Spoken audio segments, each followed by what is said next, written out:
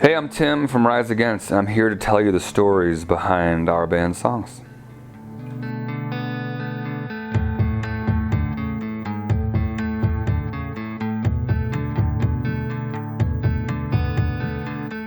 Lyrically, it was a song that I was writing about being a parent, to be honest, to be a parent of an adolescent, of a teenager, and the challenge that presents that I was unprepared for, and so it was trying to put that into a song. I had kids years ago, and everyone just talks about the sleepless nights and the and diapers and all of that, but no one warns you that they'll one day become a person and a human being that is able to talk back and fight with you.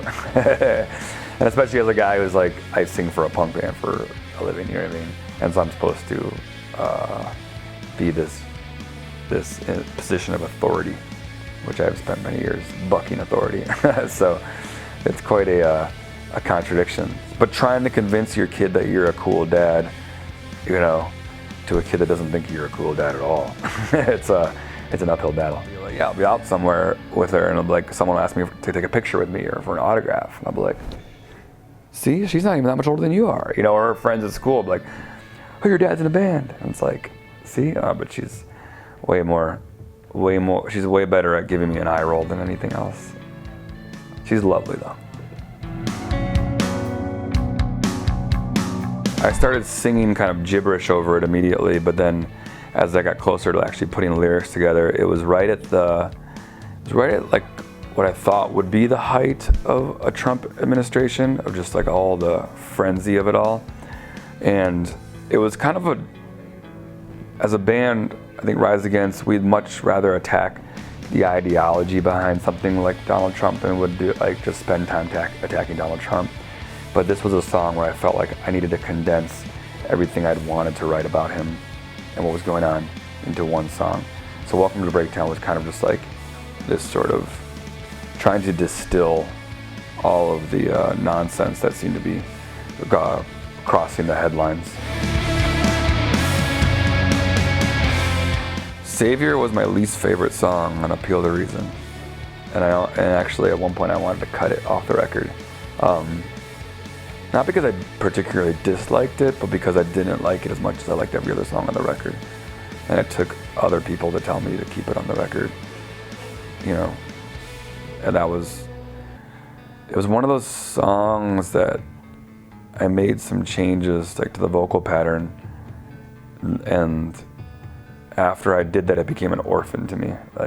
I like to go with my gut instinct, and when I didn't go with my gut instinct in that song and I made some changes to it, it was no longer something that I completely identified with. It took me a long time to figure out oh no, wait, that was a good move, and it's a good song. So one of those, it's like a riff I had for a long time. In fact, we have a DVD out where you can see me working on it in the back of a tour bus from the year before.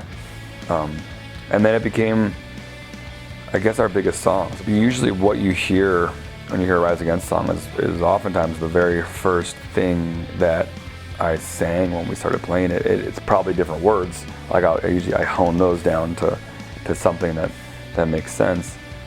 But the vocal patterns, the melodies, those guys make fun of me because when we start writing a song, I don't have lyrics and I'll just sing. And if you were actually to maybe isolate me, there aren't words coming out of my mouth. It's just gibberish.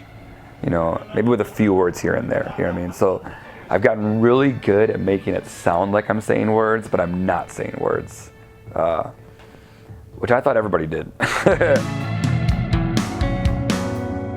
was all based around that riff, that boom, boom, doom, doom, doom, doom, doom, doom. And then the whole song came together from that point on, and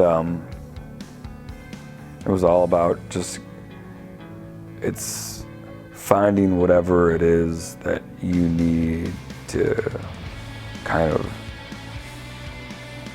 sort of get you back into life, and the life you want to live, That's sort of it's like taking the idea of like a drug, but trying to use it in like a positive sense. Like inject yourself with with the energy and the life and the love and the passions of like what's going to propel you forward.